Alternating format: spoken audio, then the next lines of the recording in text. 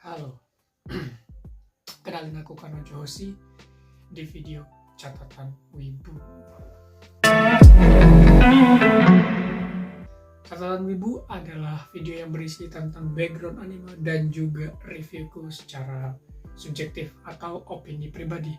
Dan tenang aja, buat yang belum nonton ini bebas dari spoiler atau bocoran plot. Jadi langsung aja lah ya kita bahas review Isekai Ojisan yang tahun lalu tuh sempat dibicarain, sempat hilang dan akhirnya tenggelam. Kasian ya. Kita mulai dari pembukaan gambaran kasar dulu lah ya. Dari judul tuh udah bisa kita dapat gambarannya. Isekai dengan Ojisan itu adalah dua kalimat yang sangat familiar untuk sebagian orang yang mungkin sudah mengerti tentang dunia ini. Karena ya bisa kalian ngerti lah ya, Isekai, Ojisan, dua kalimat yang digabungin tuh cukup lucu gitu loh. Dari awal tuh udah lucu dan oke. Setelah aku melihat trailernya, baca premisnya, oke, ini menarik, ini akan jadi anime yang menarik. Kita masuk ya ke sinopsisnya. Seorang pria yang koma selama 17 tahun akibat tertabrak tiba-tiba mendapati dirinya terbangun. Takafumi Takaoka, seorang pemuda dan juga keluarga dari pria yang tertabrak tadi, mendapat tanggung jawab untuk mengurus pria itu. Tapi karena masalah pribadi Takafumi, si Takafuminya itu menolak untuk mengurus si paman ini dan menawarkan paman untuk pilihan lain lah ya. Lalu paman itu tiba-tiba bergumam dengan bahasa yang aneh gitu. Jadi ini ada om-om ngawak gitu kan. Dan tiba-tiba magic happen atau keajaiban terjadi. Seharusnya yang hal tidak ada menjadi ada gitu. Itu adalah sebuah sihir di situ. Lalu Takafumi itu merasa bahwa Ojisannya ini atau pamannya tadi itu keren dan mengajak dia tinggal bersama untuk sementara. Ya itu dia sinopsisnya. Dari situ kayak aneh gitu kan. Setelah 17 tahun koma dia bangun menggumam hal-hal yang gak jelas. Ojisan. Oke, kita masuk ke autornya ya. Jadi mohon maaf dulu aku nggak dapat informasi yang lebih dalam tentang autornya karena aku terbilang baru mendengar ini ya ke autor ini. Aku cuma bisa nyebutin nama autornya ya, Hotondo Shindeiru, itu nama samaran dan itu juga tipe-tipe orang yang naming sense-nya itu seadanya gitu. Jadi ngasih nama tuh kayak ya udahlah gitu. Kalau kalian yang mungkin udah familiar dengan karakter yang ada di Komisan Can Communicate. Komisan itu nama karakter di situ tuh sesuai dengan karakteristik karakternya, jadi kayak Tadano Hito ya. Wow, ngasih namanya tuh bener-bener sesuai banget dengan karakternya. Oke, langsung aja kita masuk ke about and productionnya. Lewat dari komiknya, komik Isekai Ojisan ditulis dan diilustrasikan oleh Hotondo Shindeiru, dipublish oleh Comic Walker dan MF Comic atau Kadokawa Shoten, dilisensikan oleh Yen Press sejak Juni 2021. Mulai dari 29 Juni 2018 sampai sekarang, jadi komiknya masih ongoing ya. Lalu berjumlah 8 lebih volume atau 43 lebih chapter. Udah terbilang dari tahun berapa? 2018 udah banyak lah ya, 5 tahunan ada ini. Dan kita masuk ke animenya. Mendapatkan pengumuman adaptasi anime di tanggal 17 Juni 2021 dan tayang perdana 6 Juli di tahun 2022. Kemungkinan jadi pengumumannya itu setahun sebelumnya ya. Setahun kemudian animenya itu premier. Tetapi karena berbagai alasan anime ini mengalami hiatus 3 kali. Pertama diantaranya itu episode 4 dan episode 5, hiatus kedua itu di episode 7 dan episode 8, dan hiatus ketiga itu di episode 12 dan episode 13. Jadi di antara itu 3 kali hiatusnya cuy, real. Untuk hiatus pertamanya hanya berlangsung 2 minggu lamanya, dan sisa 2 hiatus selanjutnya itu berlangsung selama 3 bulan lama. Nggak bermaksud menertawakan ya. Aduh ya Allah. Jadi dari 6 Juli 2012 selesai, mulai perilisannya tuh di tanggal 6 Juli 2022 dan selesainya tuh 3 Maret 2023 untuk anime yang sekaliber satu musim doang. Satu musim yang isinya 13 episode tapi setahun selesainya. Berapa? 10 bulan lah ya. Juli, Agustus, September, Oktober, November, Desember, Januari, Februari, Maret, 9 bulan. Studio yang bertanggung jawab menenggarapnya adalah namanya ini apa nih? Atelier Pontark, gimana bacanya? Kenapa hiatus? Dari informasi yang aku dapetin di beberapa situs website dan juga ya kebanyakan sih Google dan news-newsnya itu, ini adalah karena efek COVID dan juga faktor ini studio baru ya. Ini spekulasiku juga secara pribadi. Jadi aku merasa bahwa staffnya, mereka tuh kekurangan staff dan juga beberapa mungkin terkena COVID akhirnya tidak bisa datang ke kantor. Biasanya faktornya kayak gitu. Soalnya hiatusnya itu lama, 3 bulan gitu. Dan itu 2 kali 3 bulan ya. 6 bulan setengah tahun hiatus ya. 6 bulan 2 minggu. Yang hiatus pertama tuh cuma 2 minggu. Itu kayak ya terbilang mereka tuh masih bisa mengantisipasi beberapa masalah lah kalau dalam 2 minggu tuh bisa selesai gitu. Tapi untuk 3 bulan tuh bener-bener masalahnya serius. Lalu kita masuk ke staffnya ya. Ini adalah orang-orang yang bertanggung jawab di belakang layar animenya. Untuk director itu ada Shigeki Kawai. Lalu ada screenplay-nya itu Kenta Ihara. Sound director itu ada Aketagawa Jin. Terus producer itu ada Izuka Aya, Ishigami Jotaro, Tokumura Keiichi, dan Tada Yuichi. Ya itu tadi adalah orang-orang yang bertanggung jawab di belakang anime itu. Langsung kita masuk ke reviewnya. Pertama dari grafisnya ya. Jadi untuk grafisnya sendiri itu mengejutkan ya, atau surprisingly itu bagus. Kenapa gue bisa bilang itu? Pertama, ini adalah studio animasi baru, terus banyaknya kendala soal hiatus-hiatus tadi, tapi mereka masih memberikan animasi yang menurutku itu cukup bagus. Sudah ya tetap bisa mempertahankan itu meski berhiatus gitu kan.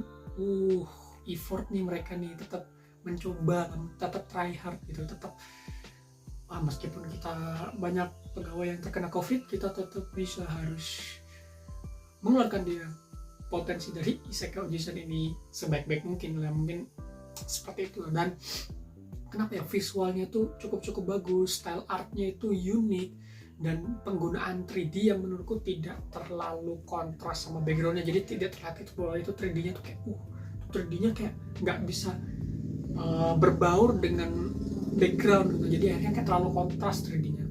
Tapi ini menurutku keren. Setiap event yang diberikan tuh tetap warnanya tuh bagus, vibrant atau apa. Jadi karena ini ada anime dengan cerita dari 2 sudut pandang, gimana jelasnya itu 2 sudut pandang atau gimana ya, cuman ketika masuk ke dunia yang 1A itu warnanya jadi lebih vibrant, yang ke B itu warnanya lebih sedikit saturasinya dikurangin dan lebih menyesuaikan sama atmosfer lah, dan itu bagus menurutku. Oke, untuk alur ceritanya ini bergenre komedi ya, perlu diingat ini bergenre komedi. Jadi isekai dan komedi itu adalah sebuah genre yang menurutku asik karena banyak banget potensi yang bisa digali dari komedi yang ada di world buildingnya isekai itu. Karena isekai terlalu luas kan, itu tergantung dari imajinasinya seorang penulisnya, dan ketika mereka bisa menuangkan komedi di situ itu berarti keren. Karena bosan ya ngeliat yang serius-serius terus kan. Isekai komedi, kalau kalian yang mungkin udah familiar sama Konosuba, ini bisa dibilang mirip sih enggak, tapi setipe yang seperti itulah. Karena fokus utamanya itu dari bagian komedinya, bukan di bagian actionnya. Tapi tetap aja meskipun banyak komedi, banyak apanya, tetap maju lah ini apa namanya, pace-nya itu, plotnya tetap mengarah ke depan.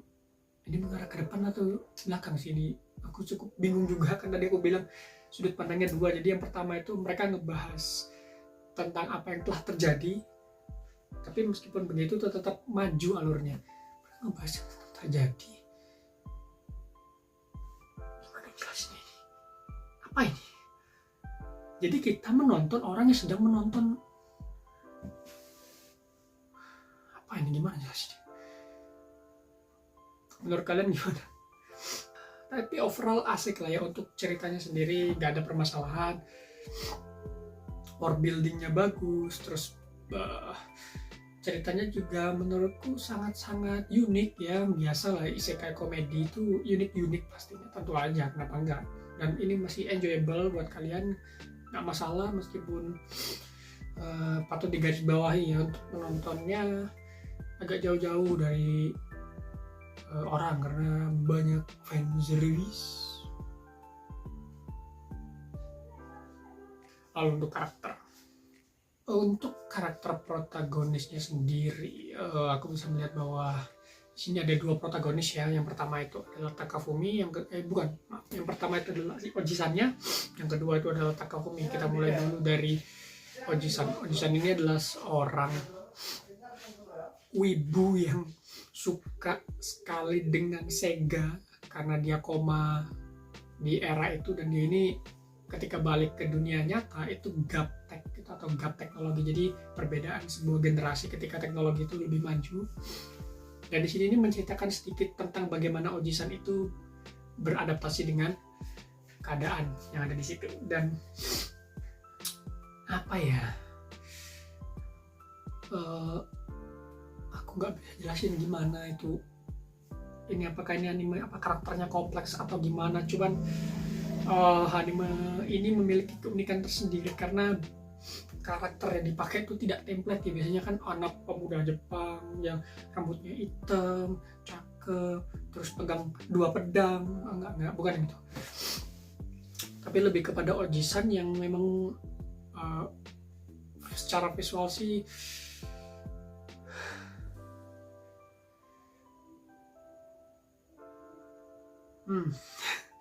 akhirnya masuk kata Takumi adalah orang yang menurutku juga cukup bagus karakternya. Di samping dengan interaksi dia dengan Ojisan itu cukup oke. Karakter Takafumi ini juga seorang wibu yang suka banget dengan dunia-dunia peranimian, terutama untuk fantasi. Dia sangat-sangat menikmati fantasi, makanya ketika Ojisan itu menunjukkan sihir ke dia langsung kayak terkagum-kagum karena memang itu adalah hal yang memang dia sukai. Dan apa ya, dia ini adalah salah satu triggernya cerita ini lah ya, pematuk dari cerita ini bisa berjalan karena mereka ngebikin karakter yang sulit banget interaksi, tapi nanti dibuat satu karakter lain supaya bisa lebih nyaman lah interaksinya ya. Karakter body, tapi itu bukan body, itu karakter utama juga. Badinya ada, tapi aku akan bahas nanti ini. Ya, personality mereka tuh unik gitu loh. Isekai komedi itu personalitinya ada normal nggak sih? Enggak kayaknya ya. Normal nggak sih? Lalu untuk 4 karakter yang akan aku sebutin ini adalah menurutku adalah karakter yang sangat-sangat nge-boost up anime atau komik inilah, yang bisa jadi bintang utamanya atau support yang benar-benar bisa ngebikin anime ini menjadi bagus, eventnya menjadi lebih enak dinikmati.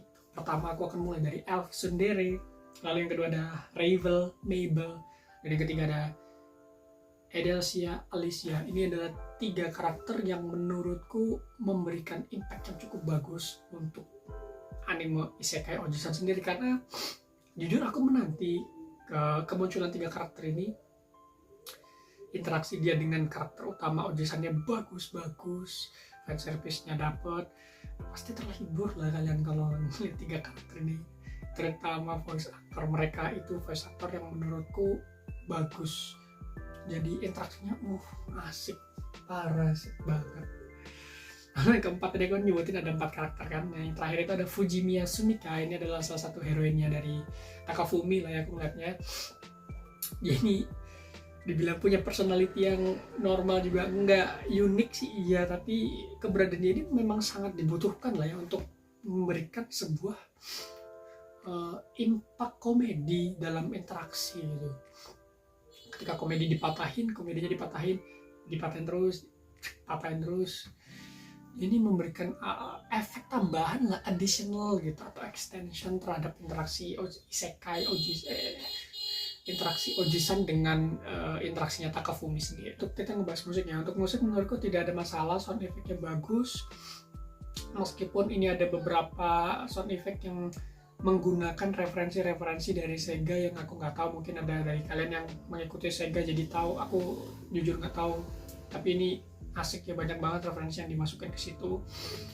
Dan juga untuk BGM sendiri, BGM-nya ya normal lah, standar lah, dibilang bagus banget enggak, dibilang jelek juga enggak, tapi oke lah, masih bisa dinikmati untuk BGM-nya. Dan karena ini Kadokawa, jadi nggak akan kaget ketika diisi oleh orang-orangnya Kadokawa. Kita mulai dulu dari openingnya, itu ada story dari Mayu Maeshima. Buat yang mungkin udah tahu, Mayu Maeshima itu mantan vokalisnya Mid and Roid, Kadokawa banget kan. Lalu untuk endingnya itu ada Ichiban Boshi Senoriti dari Yuka Iguchi. Aku kurang familiar dengan namanya, tapi ini oke. Kita langsung masuk ke kesimpulan, apakah anime Isekai Ojisan itu worth it untuk ditonton? Jawabanku yes. Ini anime yang asik, fun. Kalau kalian tidak mau cerita yang terlalu straightforwardnya berlebihan, terlalu kaku atau terlalu sulit banget untuk memahami atau terlalu ribet gitu, ini animenya simple. Meskipun banyak referensi yang dimasukkan ke dalam situ dan tidak semuanya aku relate dalam referensi itu, karena yang referensinya dimasukkan tuh hampir kebanyakan Sega, jadi ya agak sulit gitu.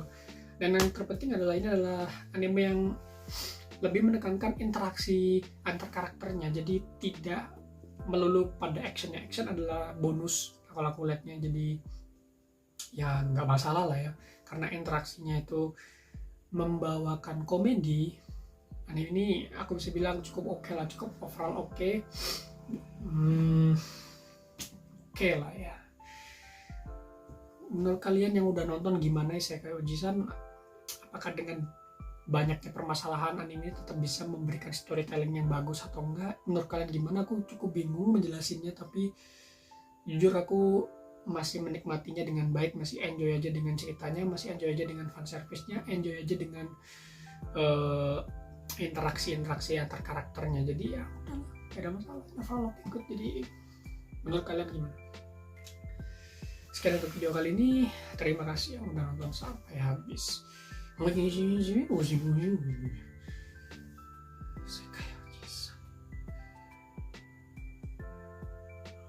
Isekai Ojisan.